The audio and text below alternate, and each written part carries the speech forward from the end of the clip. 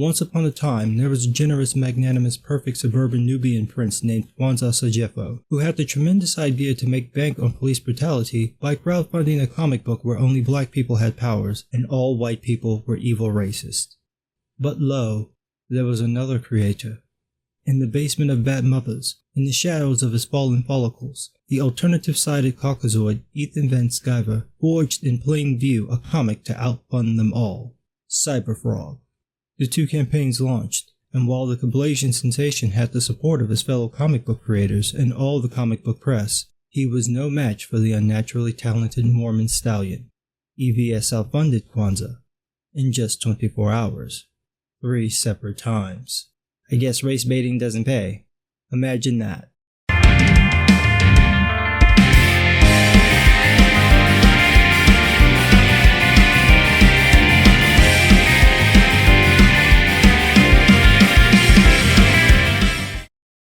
So Kwanzaa's white campaign got funded. It only took a month, almost the full length of the campaign, to come up with $39,999.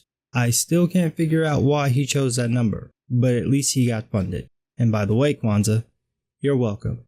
Oh, I know you're not going to thank me or Richard Can You Smell What DNC is Cooking Meyer for talking about your book and getting you pity support, but you're welcome anyway. Now, I know it seems mean to compare campaigns, but I think it's worth showing the difference here because it points to a larger issue that people have talked about for years. Kwanzaa started his campaign around the same time Ethan Van Sciver started his third campaign for Cyberfrog Blood Honey. Kwanzaa made the media rounds, with article after article talking about his Kickstarter, and even a few sites letting him pen rambling op-eds meant to shill his book. But after 3 weeks of doing that, dude only had half the campaign funded. Most of his fellow pros, despite being woke sycophants, didn't pimp his work. Most of them didn't even acknowledge he had a campaign going. Meanwhile, EVS was ignored by the comic book press. None of them talked about Cyberfrog, despite it earning almost $1 million when you add up the 3 campaigns. They're not even criticizing EVS for being late with the book. It was supposed to come out in November. He's got zero media support, zero support from most of his comic book pros, and yet in 4 hours, just 4 hours, he funded his third campaign. Within 24 hours, he'd outfunded Kwanzaa's campaign. How is that possible?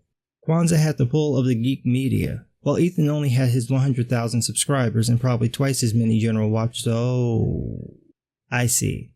He's got fans. Actual fans. People who genuinely want his book. He didn't need a gimmick to sell it. He just needed to mention it, and people were like, if you make it, I will buy it. Ethan also did something Kwanzaa didn't do. Talk with, not to, with his fans.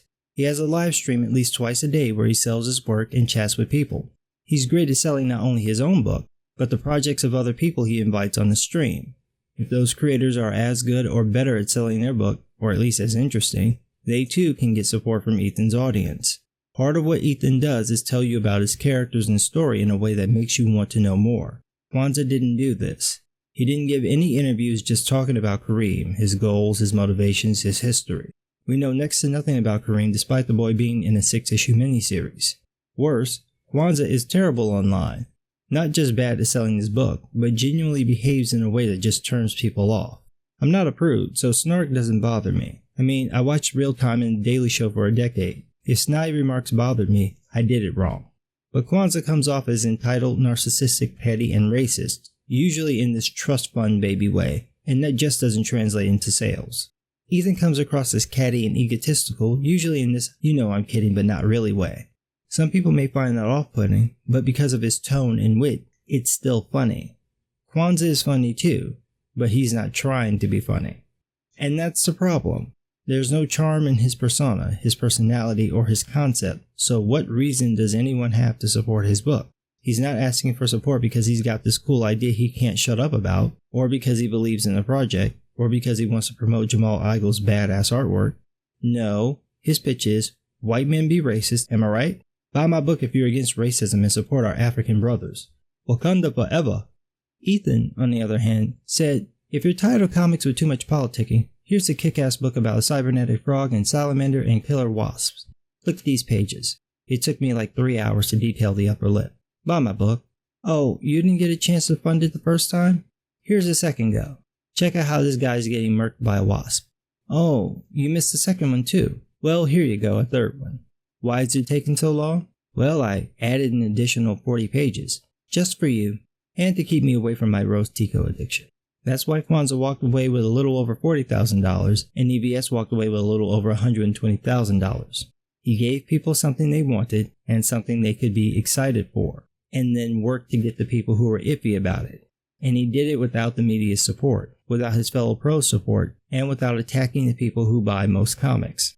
Maybe if Kwanzaa had tried to win over his critics, or at least not insult most comic book buyers, he too could have raked in $40K in less than 2 days. Ironically, he did it before. He managed to get almost $100,000 with his first campaign with Black. This time, he just barely hit the mark and walked away with about half of what he got from his first campaign. Part of that is because he lacked the hook that he had with Black. Whether you like the comic or not, the image of the kid in the red hoodie with his hands up is provocative. It's instantly recognizable. White doesn't have that, so it's harder to sell without explaining the concept, and that explanation requires you to know too much of the backstory, assuming Kwanzaa was going to bother to explain it anyway, which he didn't. The other problem is how Kwanzaa promoted his work. Instead of selling people on the concept, he chose to lecture his critics. Instead of explaining his story, he chose to race bait. It turns out that trashing fans and critics doesn't rake in cash. Maybe stick to selling the story instead of trying to clap back next time. It might make more money. But what do I know? I'm just some guy.